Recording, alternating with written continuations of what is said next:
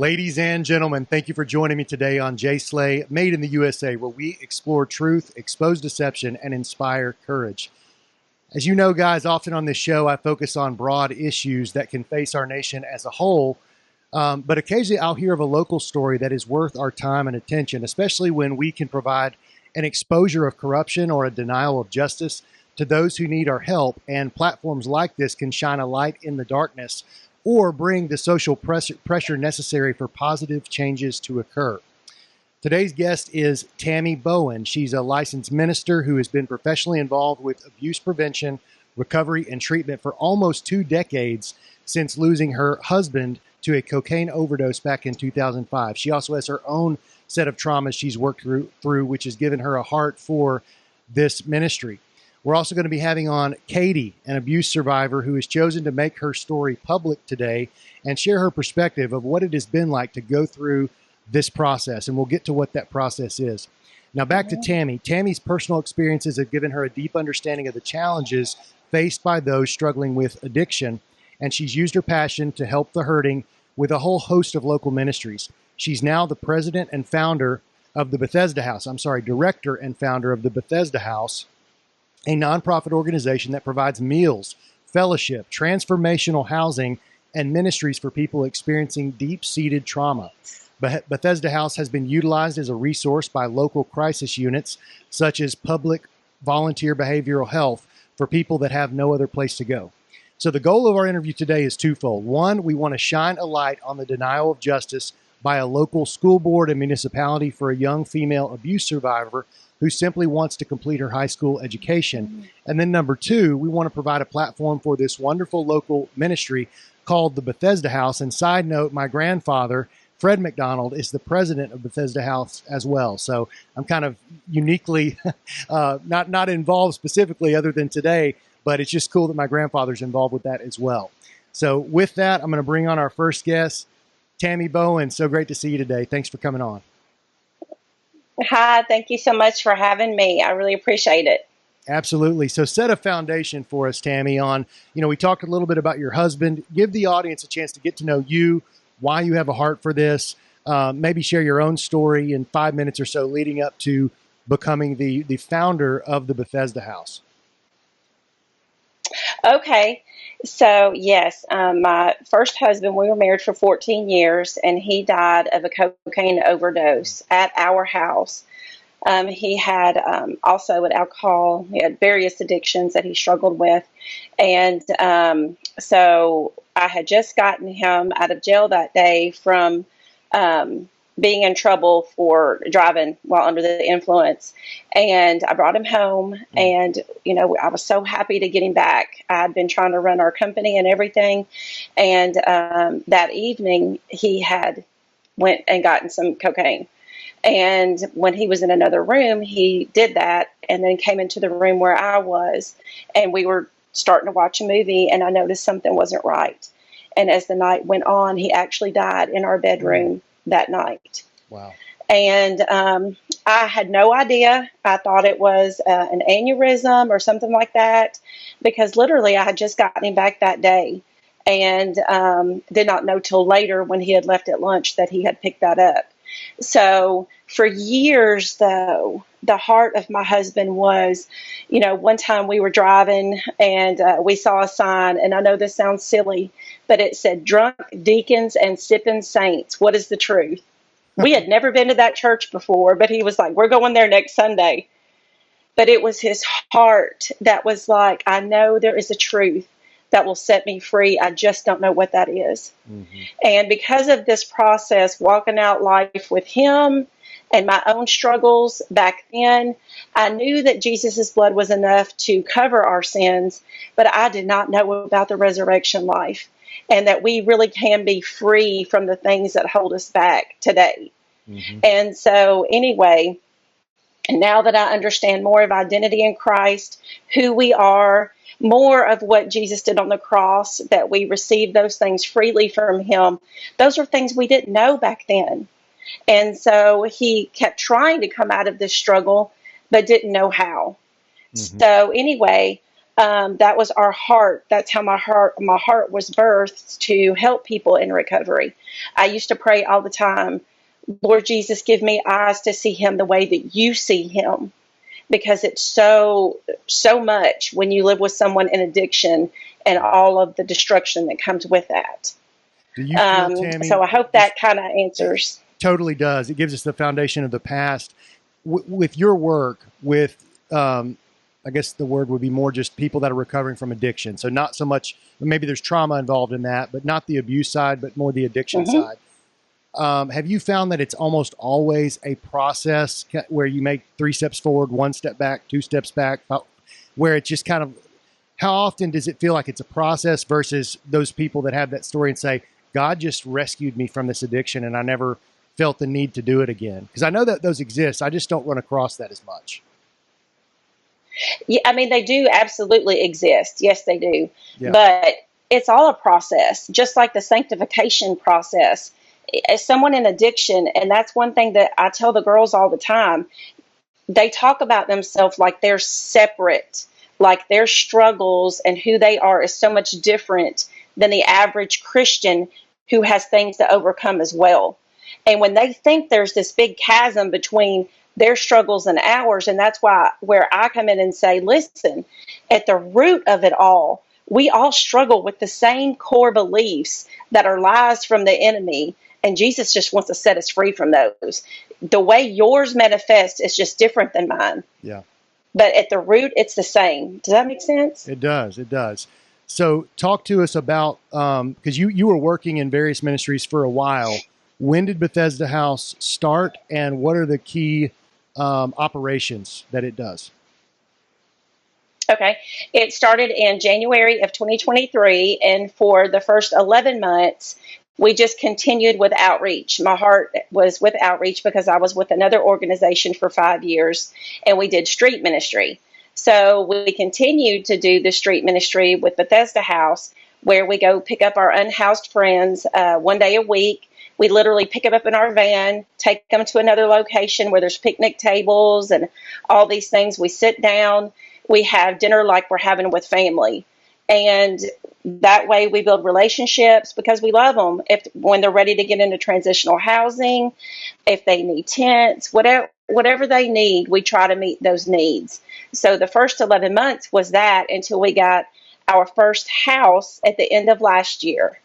And that was for women. And that's what we currently have. So we lived in that house up until June of this year. And then we moved to another house to house even more women. The house we're in right now holds 9 women. Okay. And some of those women come from the drug court. Some of them are, word of mouth that we get. We've had one come from the streets where we met her from there. So it's just different avenues of where we get the people that we serve currently. Define transitional housing. What does that mean? Or transformational housing? I forget which way you said it. So we call it transformational housing because the one thing we want more than anything is for them to know Jesus. And we want them to know who they are because of him. That all the guilt, the shame, and the condemnation, that doesn't have to be a part of their life when they're new creations in Christ. Mm-hmm. So that's why we call it transformational instead of just transitional. That's just because we're Christians. That's how we like to say it. And have you seen some of these people that are struggling that need the help come to Christ through this ministry? Oh, yes. Okay. Oh, yes. We also go and teach in the work. It's not just helping the hurting, helping the. I mean, it's a true ministry of the gospel. Oh, yes. That's our Jesus at the center of it all. That's the number one thing that the Lord has put in my heart above all else.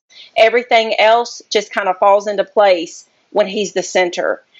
We also go to the local workhouse, and we're able to then see the people out in the streets when they come to jail and make it to the workhouse. We teach an identity in Christ class there.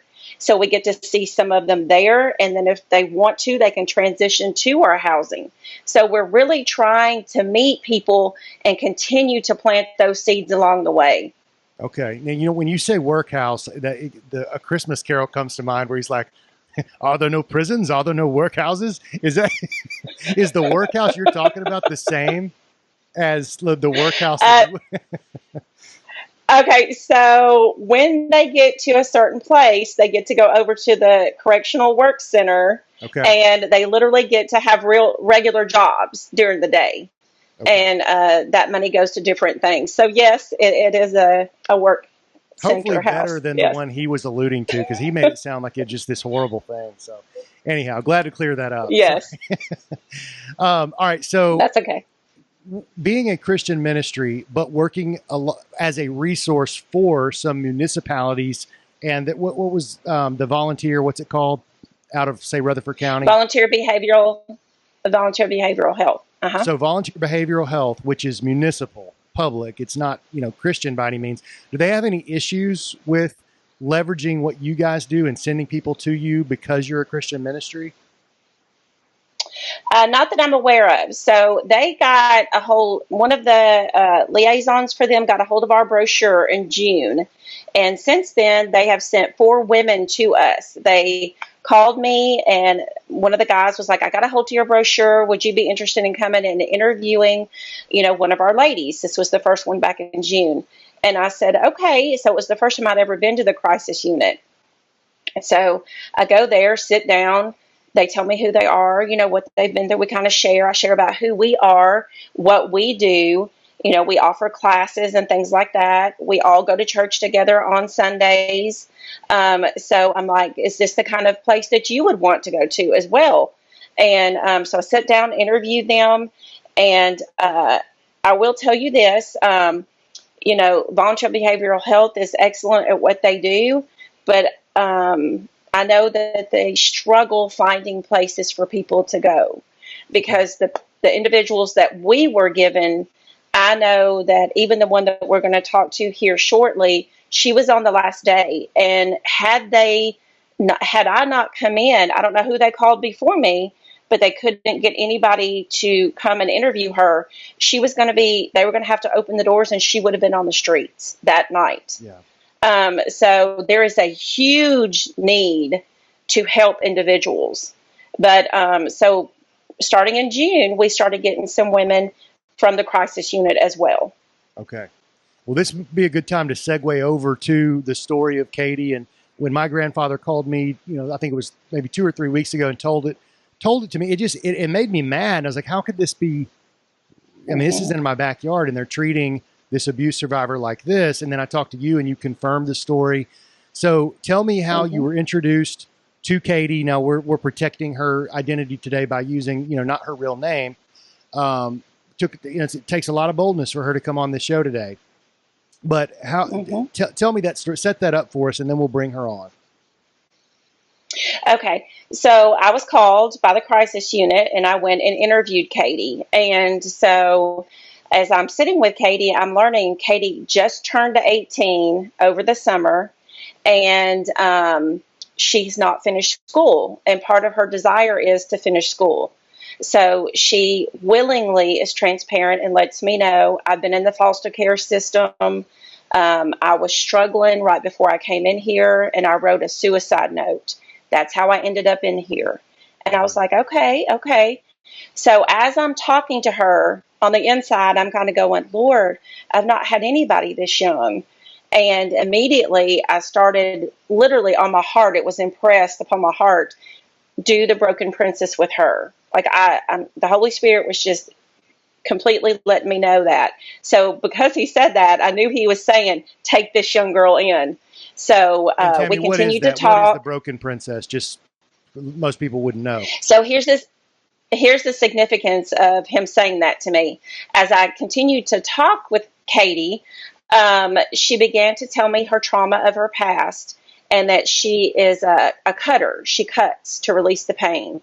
And that particular program was written for women who struggled with cutting themselves. And then they realized what a good program it was, so they opened it up to all kinds of addictions and whatnot. So that was really just a beautiful stamp of me to see, yes, take this young one in and help her.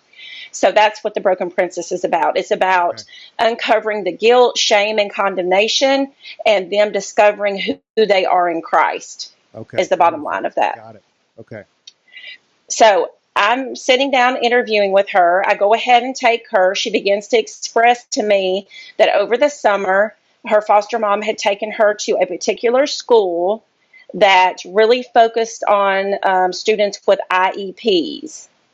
And so I was like, okay, well, let's make sure we jump on this right away. Let's go tomorrow and, do whatever we need to do to get you registered because school's already started. Mm-hmm. So we go to this particular school and I sit down with the counselor. He's very nice. He's looking her up in the system and he's like, I don't have her educational passport. So we're like, what is an educational passport? And so she's telling him, I was here in the summer, when she explains the situation. He asks me who I am. I tell him. And so he says, well, give me some time and let me get all the documents that I need in order to finish this. And he said, took down my number. He said, I'll call you as soon as I get it all together. So the week went on and days are going on and I know she's getting behind. So I start calling and leaving messages. By the end of the week, he calls me and it's the beginning of the next week. He calls me back and he tells me, hey, I'm not able to get these documents that I have to have. So I say to him, what do I need to do? Because I can get in my car and I can drive wherever you need me to drive to get them. And he said, well, if you could drive to her previous school, that's really what would help. And I said, I will do that right now. Tomorrow we're there. So I take Katie, we go to her school. They're all wonderful out there, so supportive. And there's an assistant principal at this school that lets me know, hey, I have foster children. If you have any problems later, give me a call. But here's her IEP she had with us. Here's her old educational passport. These are some things that will help you. I'm like, great. So we get in the van and we drive back over to the school. And when we walk in, I'm at the secretary's desk and I'm telling the secretary, I have forgotten the man's name that has been helping us down that hall on the left to get her registered. I drove out and I got her papers today so that we can help get this process going. And then the principal hears me talking. So she comes out to talk to us. So she comes out and she said, who are you? So I tell her who I am. And I said, and this is Katie that you have met with before or whatever. And I said, we have this information for you. I've been talking to the guy back there. She goes, I can't help you. School's already started. Mm-hmm. And I said, I realize that, ma'am, but I was here last Monday. And the first week y'all just did fun activities. And she said, I'm sorry, I cannot help you. And she said, where are you zoned? And I didn't really understand what she was saying. I said, well, we're in Rutherford County. She said, no, what school is she zoned for? And so I told her the school. And she said, I can't help you. You just have to go there. And I said, well, ma'am, are you sure? Because if she comes here, she can graduate in December. Mm-hmm. But if we have to take her to the public school, then she's going to graduate. She's going to have to go the whole year. And then she took the paper out of Katie's hand and she looks at Katie and she says, aren't you 18? And Katie said, yes, ma'am. And she said, yeah, I can't help you. And so at this time, I'm seeing that Katie's starting to get emotional because the one thing that I can already tell that has been the most stable thing in her life is school. Mm-hmm. So I see how she's responding. The principal's dismissing us. I said, Katie, grab your things. Let's go. So we left. I was so upset. As soon as we walked through the doors, she bawls on my shoulder. I'm hugging her. I'm consoling her. And I am very upset at the way that we were just treated. And so I called the school board and I asked for the legal department. And I leave a message for the legal department. So then we go to the school that she's zoned for. And we drive over there before they're done. And we're standing outside. And I think she was called the registrar. I'm not sure, though. This sweet lady comes out. She talks to us. We show her the folder, show her the IEP, or, what we have. And she's like, okay, let me see what I can do. She goes back in the school, all while we're standing outside. And then she comes back out. She's talking to us. And the principal of that school comes out. And I hear her tell her she's 18. There's nothing we can do for her. And so I look at them and I said, I've got to be missing something here. I know that you have 18-year-old seniors in there. So what is the problem? Mm-hmm. All she wants to do is go to school and walk the line. And she said, well, when you transfer, when you're 18 years old, they can drop out, and we just can't take her at 18. Mm. And I just was like, okay. So then we leave, and I call that previous school, and I call that assistant principal, and I tell her, I'm having a horrible time. This is what's going on. She said, that's what I was afraid of. She said, you know what? I forgot to tell you. Katie has an IEP. She said she has an IEP, and because she has an IEP, legally, a school cannot turn her away until she is 22 years old. Mm-hmm. And I said, oh my gosh.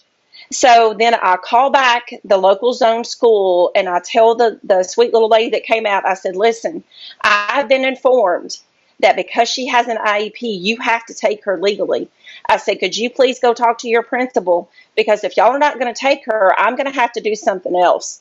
And she called me back, and they told me to go online and register her. Okay. Meanwhile, the legal department has called me back. Okay. And when I left the legal department for the Board of Education a message, I told them everything that had happened to that point and how upset I was because of the way we were treated at that school. Do you mind sharing which county when I get on about? Rutherford County. Okay. That's my home county, by the way. Yes, it's Rutherford County. Okay. So this gentleman calls me back, get him on the phone. We played phone tag a little bit. We did, because he called back when I was in the middle of talking to the principal at the local school, and I couldn't take the call. So I ended up calling him back again, and we talked, and he came out from the gate saying, listen, the first school that you went to is a choice school. That principal doesn't even have to take her if she doesn't want to. And you have no legal authority to even be saying anything on her behalf. And I said, okay, well, she doesn't have anybody. I literally picked her up from the crisis unit, and she has no one. And I said, I'm just trying to get the child in school. And I did call her a child. I have children that are over 18. Yeah. And so he said, she is not a child, ma'am. And I said, okay, I'm sorry, but she does have an IEP. So she does need someone to talk for her. And he said, well, I'm just telling you right now, she's 18 years old, and no school is going to want to take her because that will put a black mark on their record if she drops out. And any 18-year-old can drop out anytime they want to. So that's why nobody is going to take her. And just so I'm clear on terms here, an IEP is an individualized education program, right? Yes. And the law, yes, according to what you dug up, the law says, or the lady that contacted you, if a student or somebody that has an IEP, the public schools have to take them by law until they're 22. Is that correct? Yes. Okay. Yes, sir. So the law is on your side. Yes, sir. So the whole time, he's not said anything about the IEP, didn't ask if she had an IEP. Nobody asked why she was starting school late. And I do want to insert here, the school that she had signed up for over the summer, on their website, they have a logo that says, we are trauma informed. And I just want you to know that principal never one time asked me why she was late for school, why she was signing up late. None of that came up because all that was happening was her dismissing us. Mm-hmm. So back to the conversation with the legal department guy. So as he's talking to me about, nobody wants to take her. She's 18. She can drop out at any time. I said, all she wants to do is walk the line. He said, well, she's going to have to just do adult education. And so I said, well, you know what? And here's where I decided to say it. Oh, wait a minute. Then he said, where are her parents? Just like that. And I said, sir, her parents were her abusers. Mm-hmm. So they're nowhere around. And he said, well, she's going to have to advocate for herself. And I said, okay. Yes, that's what he said to me on the phone. The cold-heartedness of this, it's hard for me to imagine just the kind of callousness that has to overtake someone that's involved in education as a profession to push away someone just because there's a chance that it might cause a black mark on their school or whatever. Anyway, let's do this, Tammy, because we have Katie here, and she's listening to this conversation. I want you to continue the conversation, but let's go ahead and bring her on, and then but go right ahead. Okay. Okay, so as the conversation was ending with this individual, I was just like, well, you know what? Thank you before I hung up with him, I said, there's an assistant principal, and I told him the name of the school from where she came from. And I said, she told me that because Katie has an IEP, legally, you have to keep her till she's 22 years old. And he said, well, had we talked earlier, I would have told you that information. Mind you, I said, sir, I called you and left you a message. We did play phone tag, but we're on the phone now. And that has not come up until I just brought it up. That's right. Yeah. And then he said, and so I said that to him, and I said, she is now registered in the schools she's zoned for. Thank you so much for taking my call. And I got off the phone with him. Okay. So now the school system is taking on Katie. Yes, because I called them and told them about knowing that if she has an IEP, they legally have to take her. Okay. So would you say that this is symptomatic of a larger problem or an ongoing problem, or is this the first, situation like this that you know of? So it's not the first one. I actually called my mentor that I dearly trust, and I was talking to her about the situation, and she's very trauma informed.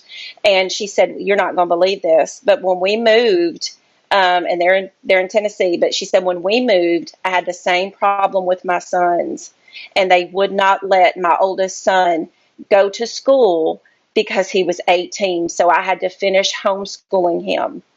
So because he was at 18 with no IEP, they did not have to take him. Wow.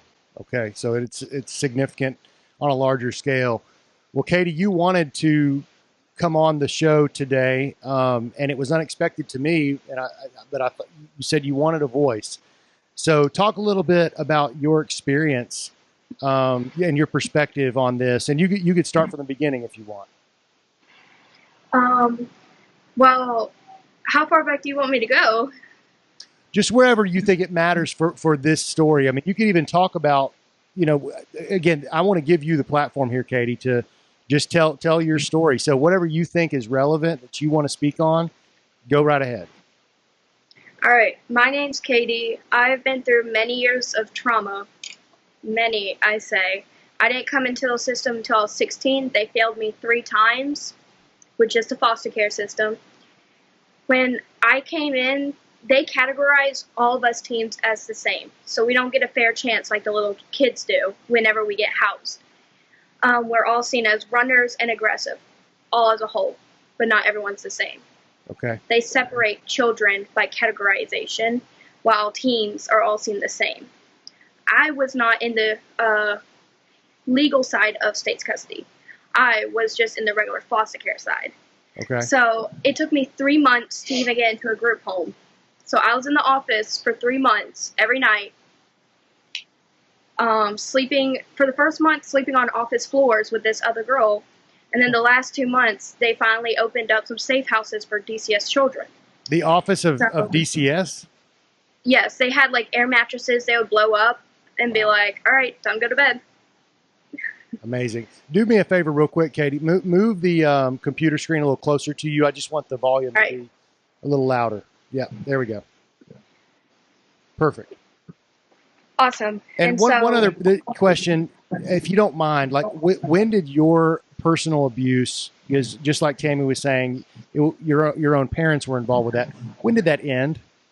How old were you? When did it end? Yeah. 16 when I came into the system. Okay. But it truly never stopped with my biological mother, because whenever I called her, she felt I could tell there was no interest in her voice of wanting to talk to me. She never came to see me, so she basically neglected me. What do you think's the reason for that? she has a lot of anger because I reported her own father for, what is it called?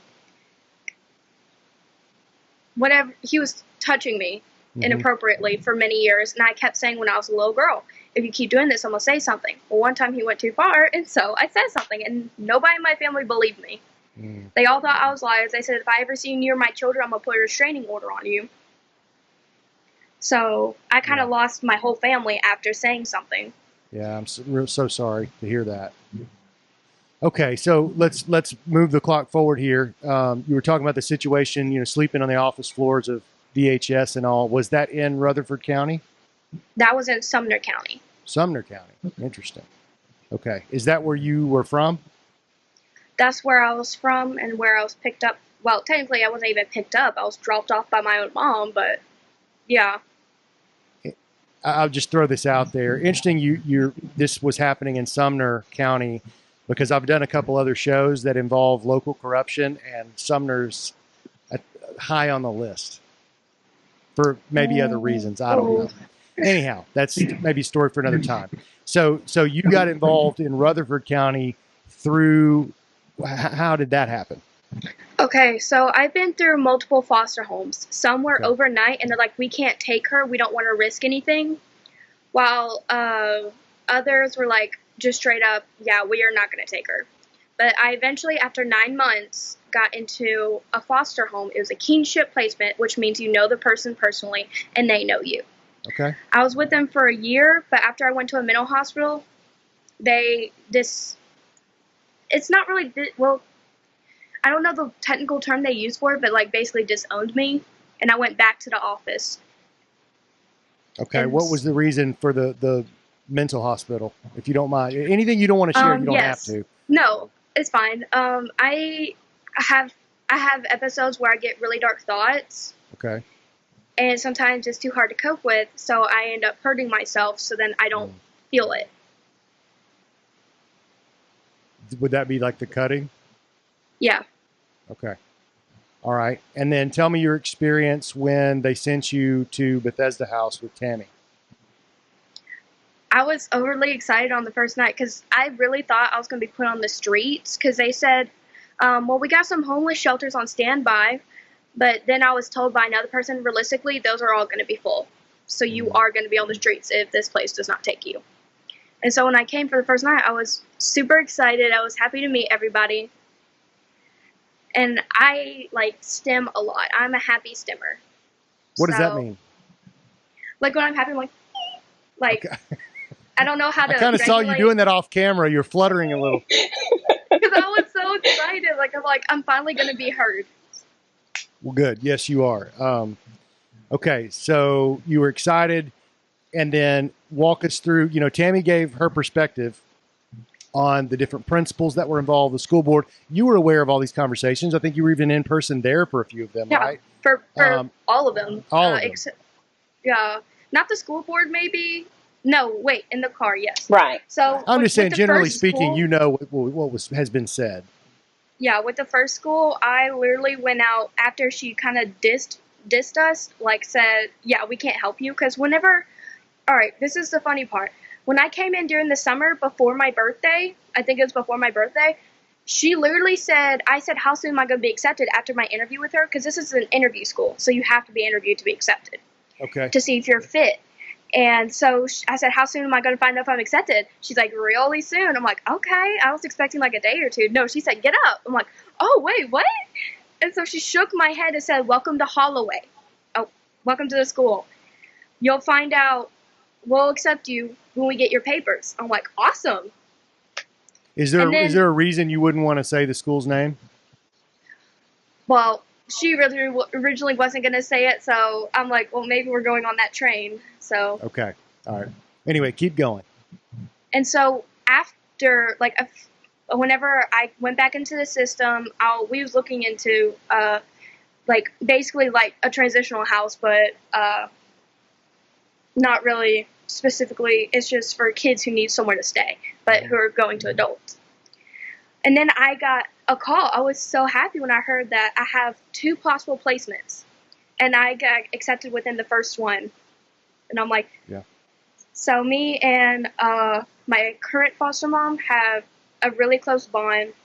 She understood blatantly about me, and we built a really close connection really fast. So we're still talk today. Okay, that's good. So what do you hope? What's next for you? What are your hopes now that, because you are enrolled, right? Okay, so the problem is with Smyrna High School, I'm not getting all my services. So I'm having to literally fight to get what I'm supposed to get. As in what? Okay, so I got assistant teachers, but I'm supposed to see a social emotional worker once a week. I've not met them. I've not met an IEP teacher at all, when I usually meet within 2 to 4 days out of all my schools I've been to. If not the first day. Okay. Usually the first day they let you learn your classes. Okay. And then they meet with you. Got it. So I feel like since they was like, we pulled well, this is a law type of card, they're just minimizing. And I need what I need. There's a reason it's on my IEP. When I try to ask for an assistant teacher, because since I don't have the time to build a relationship with the teachers where it's easier to ask for help, I had that in 10th grade, and it made it so much easier to get the help I needed. Yeah. So I'm like, can I get one? And I also went through pretty brutal bullying, so that would also be a plus on that too. Mm-hmm. And they said, we can't do that for you. What do you mean you can't do that for me? Yeah. You've hit a lot of brick walls, it sounds like, but you've been tough to continue to fight for what you need, and you've had the help of different ministries like Bethesda House, or maybe this is the first one that's really been great. I don't know. But what are your hopes and dreams for the future? I really want to go to college, but I hope it's not going to be as hard as it is for like getting the help and services I need. Or because I do want to be like a school guidance counselor for kids, because I have a heart for kids. Anytime I worked in church nurseries, I would do whatever I could to help, except the diapers. I don't know how to do that. You would learn. Yeah, so that's wonderful, and I think that would put your experiences to great use. Tammy, why don't you pick it up here and talk a little bit more about what you think needs to happen so that issues like this don't happen again, and also, I mean, the school that Katie's going to now, is it the very school where there were these run-ins with the principal? And because if it is, wouldn't that create some tension and discomfort, that there's been all these hard conversations and you won that battle, but now, she's going to the very school where they might be kind of opposed to the whole situation? So the hard conversations and the way the one that we were really mistreated at was the first school that I mentioned, that she had been accepted in over the summer.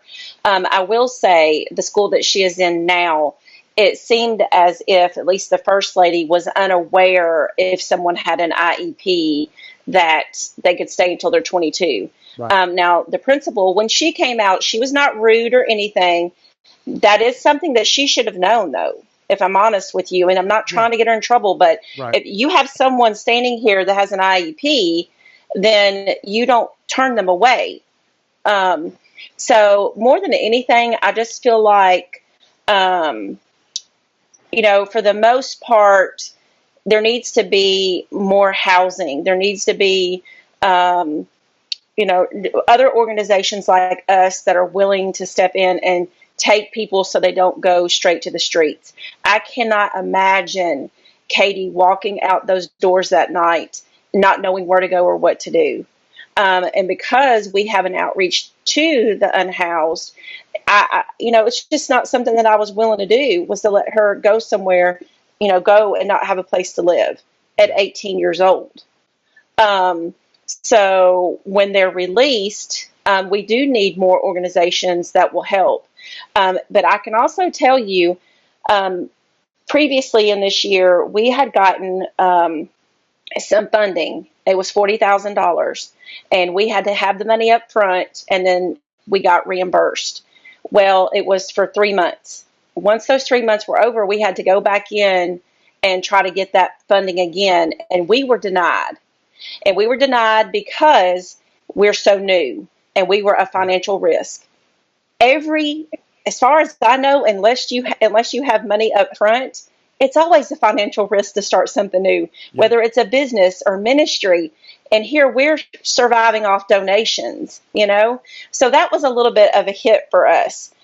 We do have some contributors that are trying to pull it together now for us to get an additional house that will hold 14 women instead of 9. Well, that's what I was thinking too. So we have that in the works right now. That's wonderful. And as you were talking, you were saying we need other ministries that can also help. Fully agree with that, but also the growth of Bethesda House. You're still considered a startup, still relatively new.